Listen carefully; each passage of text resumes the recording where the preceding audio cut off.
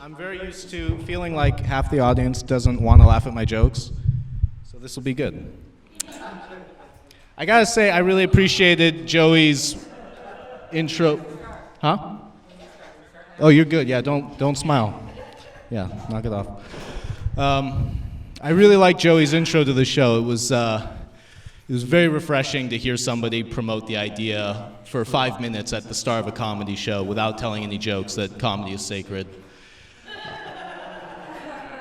I really like the feel of the room too. Like, you guys have a guy in a bulletproof vest at the door. Where's the crowd? There's an ashtray outside shaped like a handgun and a bunch of cigars and a cigar cut. Like, it really feels like you're walking into a biker den. Like,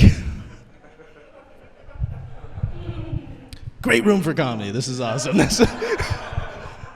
How can we promote the idea that comedy is important and comedians should be supported no matter what they say? How about we have a show where people are physically intimidated and half the audience is not supposed to laugh?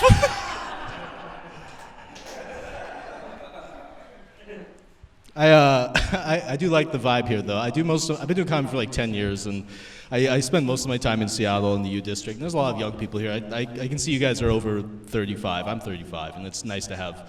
I like older people because I don't relate to younger people. I don't. I'm in the outer edge of being a millennial, and like, I remember when O.J. Simpson was cool, right? Like, most people, like the young people in the U District, they're like, oh, he's just a murderer who got away with it. It's like, no, OJ was the shit for a while. Like, he was so good at football, they were putting him in comedies, like the Naked Gun movies. Remember that? Leslie Nielsen and him? That's how I discovered who he was. I'd be watching Naked Gun with my dad, and my dad'd be like, you see that black guy? We call him the Juice. Why do we call him the Juice? Because his name's OJ. Oh, cool. Yeah, he was so good. And he was doing comedies for a while, then he got into slashers. But before that, he was so big, he was the celebrity guest on Sesame Street in 1991. Not a lot of people remember this because they don't run this episode anymore. For obvious reasons. The celebrity guest on Sesame Street has one job. They introduce the letter of the day and the word of the day. OJ's letter of the day was the letter M.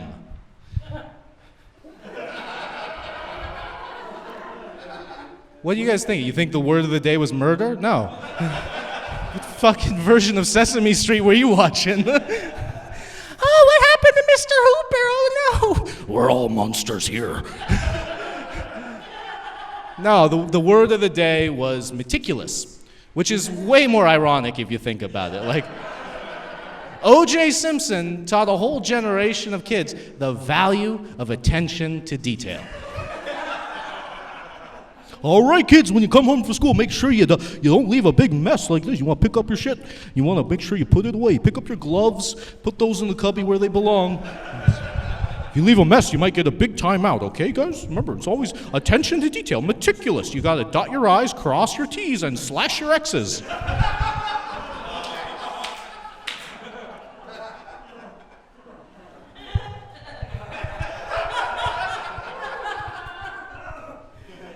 Oh, come on. Come on. Bridget. What? Do you still win money? No. So we just keep going? What are we doing? Yeah. All right, yeah, all right. I'm glad you guys laugh at that. That's a joke. I like jokes. Because, I think Joey's right. It's important to have a room where you can. I tell that joke a lot of time. People groan a lot, like, oh, it's too soon. It's been 25 years. We're not over it yet. It's like, I like talking about. I'm not an edgy comic, honestly. I'm not. But like, I have opinions. I got opinions on abortion. Like, Alabama passed this law a little bit ago that was big in the news. Remember that? They were all like, now abortion's really hard to get in Alabama, and I don't like that, mainly because it's going to lead to more Alabamans. That's. I am pro-abortion. I am, and I don't mean pro-choice. I mean pro-abortion. Like, I think abortion's a godsend. It sends babies to God, and that's nice. All right, that's a little hardcore. I'm just kidding. I do think abortion's nice when it's the right time. I think it should be legal. I think abortion should be legal just like guns are, and for the same reason, to protect your home from an unwanted intruder. And for sport too. That's also, there's some enthusiasts out there who should be allowed. Puts a whole new spin on the phrase trophy wife, right? Like, that's like a lady with a Fifth Avenue apartment who's collecting fetuses like trophies on her wall. Like, hey, this is a safe space for these jokes.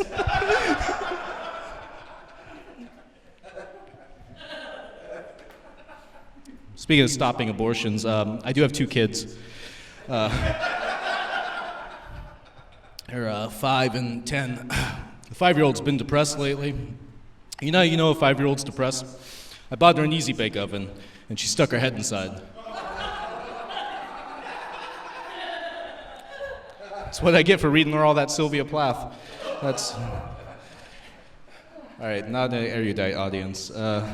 Sylvia Plath is a writer from the 50s who wrote The Bell Jar and famously killed herself by putting her head in the oven, which isn't funny at all, but it was funny to me for a long time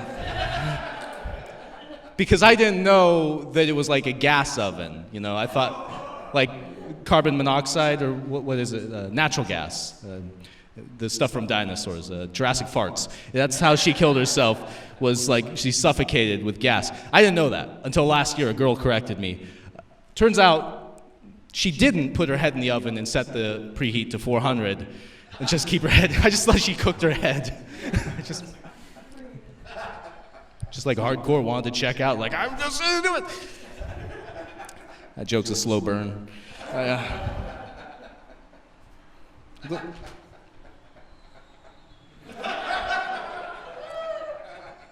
Bridget's having a way easier time not laughing now. She's pissed. She's like, I wanted that $25, damn it. I wanted that Chipotle.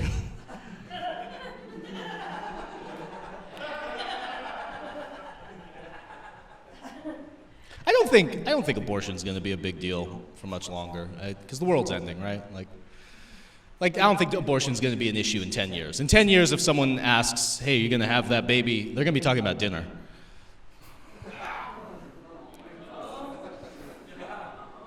I stand by that joke.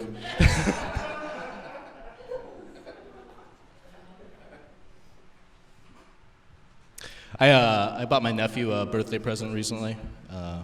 He's 6, and his parents were pissed. Like, a puppy is not a great surprise present, apparently.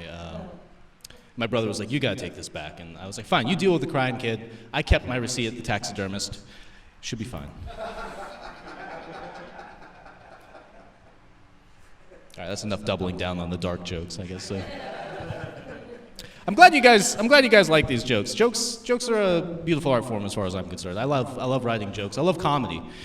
I've been doing it for 10 years, and honestly, comedy to me is like fatherhood. It's disappointing, and I love my jokes. My jokes are like my children. I love them. They're special. I know they're mediocre, and I just want them to do well so they'll support me.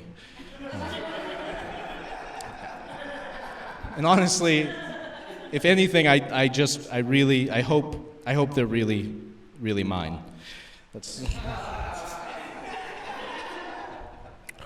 I guess I'll tell you guys a little bit more about me. My name's Blake. I just beat cancer about 6 months ago, which, thank you. Yeah. And I've been trying to lead a more positive life as a result. You know, I'm like, yeah, it's all about hope and happiness, despite my material. I do think it's important to spread cheer. My therapist totally backs me up. She's like, yeah, don't even say beat cancer. It's really negative. My lawyer was like, yeah, stop calling her that. That's...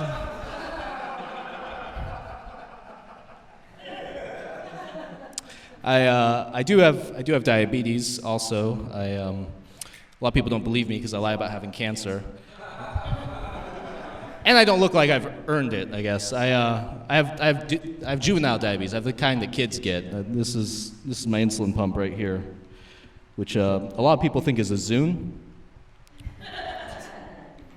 which is cute till they try to turn up the volume.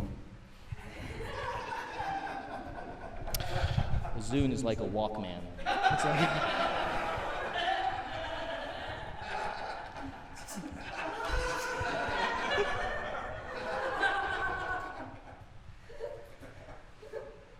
I have had diabetes for 23 years. It's a disability, and my boss wants me to get like a disability accommodation for it. She's telling me like it's a Class A disability. I don't want to do that because I've got 2 kids, and that's a way bigger disability. Like if I'm gonna get a special parking spot, it's because I have to haul kids into the store, not because I might lose a toe to diabetes. Yeah, I might lose toes, but kids crush dreams. Like 23 years, and I've missed 4 days of work because of my disability. Because of my kids, I've missed about 5 careers.